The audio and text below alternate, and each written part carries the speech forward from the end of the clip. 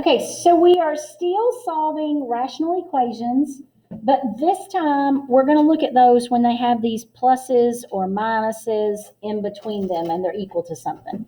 So I can't use that same method and those steps that we used in our previous video.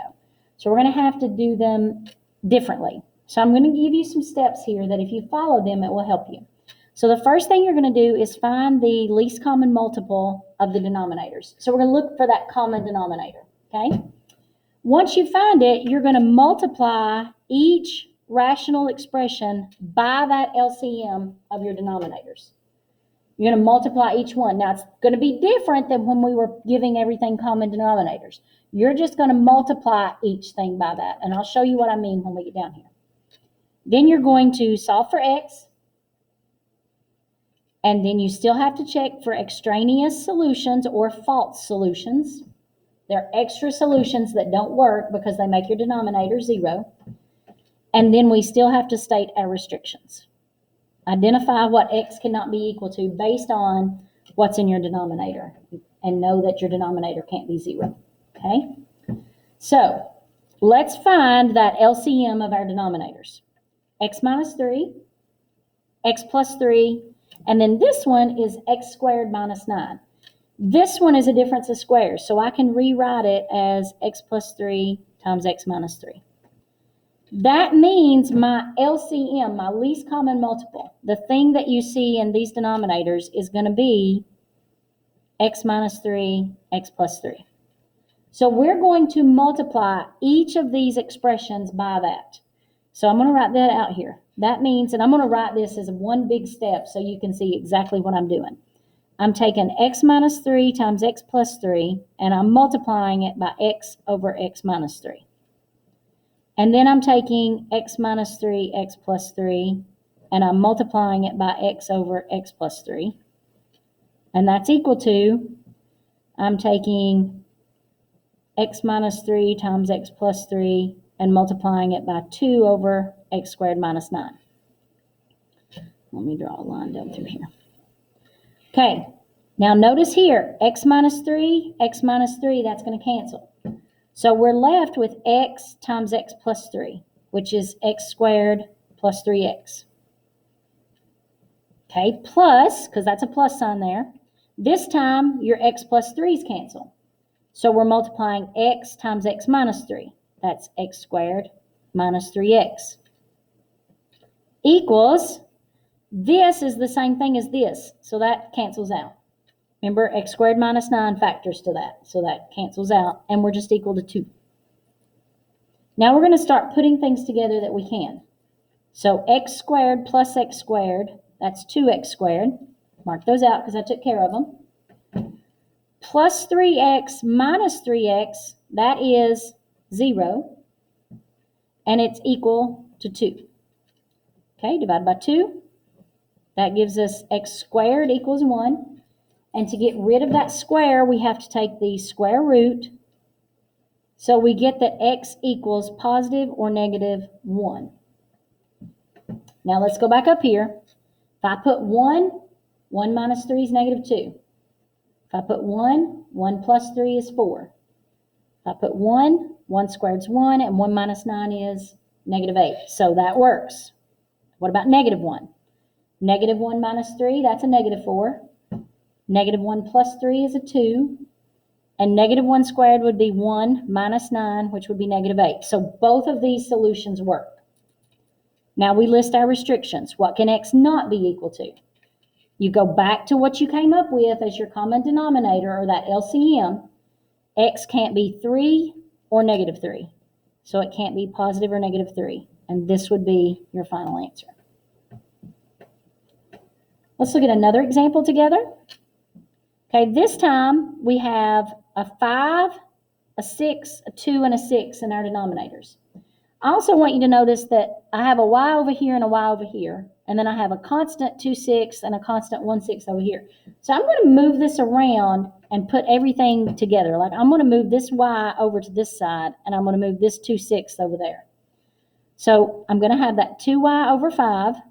But then if I move the y over 2 over, it's positive, so to move it over, it's going to become a negative y over 2. equals, I still have the negative 1/6 on this side, and I'm moving this 2/6 over, so if it's positive, to move it over, it's going to become negative 2/6. Okay, now notice here, negative 1/6 minus 2/6, that's a negative 3/6, which is negative 1/2. So I'm going to write that as negative 1/2. And I still have 2y over 5 minus y over 2.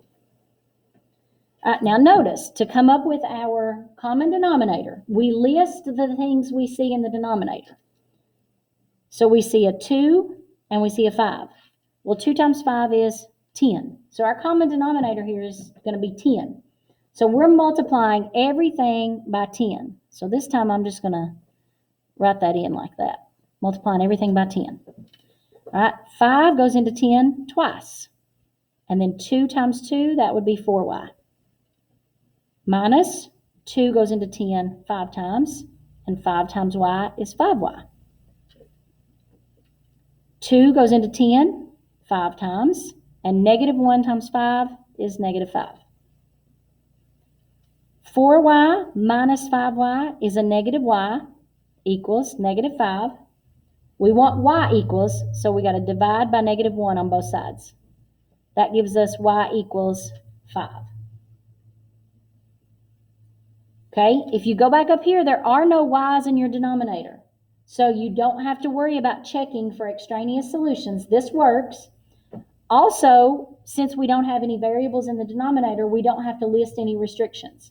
So this would be our final answer, y equals 5.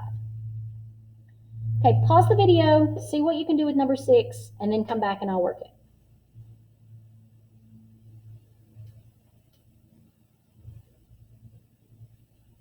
Okay, hopefully you have worked this problem. Here we've got x plus 3. This one, we're going to rearrange and make it a negative x minus 3. So I took out a negative, and then negative x plus 3. I rearranged the order of it, okay? And then this one will factor as x plus 3 times x minus 3 because it's a difference of squares. Now, to come up with that common denominator, we got to write down everything we see. So we have a negative sign that we have to include. We also have an x plus 3, and we have an x minus 3. So this is what I need to multiply by everywhere, okay? So I'm multiplying, and I'm going to try to write this so you all can see it, but I'm going to have to write really small.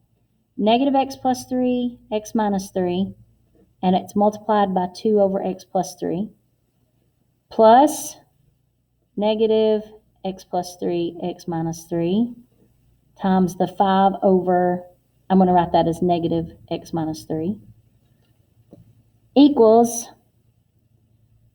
okay, so I'm going to have to write really small. Negative x plus 3, x minus 3, times 6 over x squared minus 9. All right, now here, those cancel, because that's the same thing, and we're just left with that negative 6. Because you've got a negative out there, times the 6 would be negative 6.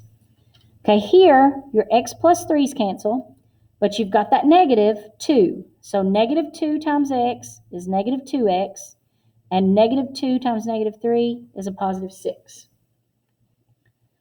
Okay, now this time the negatives will cancel, and the x minus 3's will cancel. So we've got a plus. 5 times x is 5x, plus 5 times 3 is 15. Okay, now over here on the left, we're going to combine like terms. Negative 2x plus 5x is 3x, and I'm going to mark it off because I took care of it. And then 6 plus 15 is 21, equals negative 6. All right, we're going to subtract 21 from both sides. That gives us 3x equals negative 27. Divide by 3, and we get x equals negative 9. Okay, so let's check. Is this going to work? Negative 9 plus 3, that's negative 6. So that works.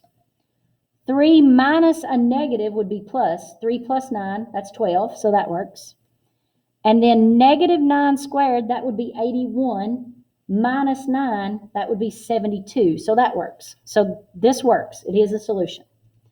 Now, what are our restrictions? What can x not be equal to? You're going to go right back to here. It can't be negative 3 or positive 3. So x cannot equal positive or negative 3. And that would be your final answer there. All right.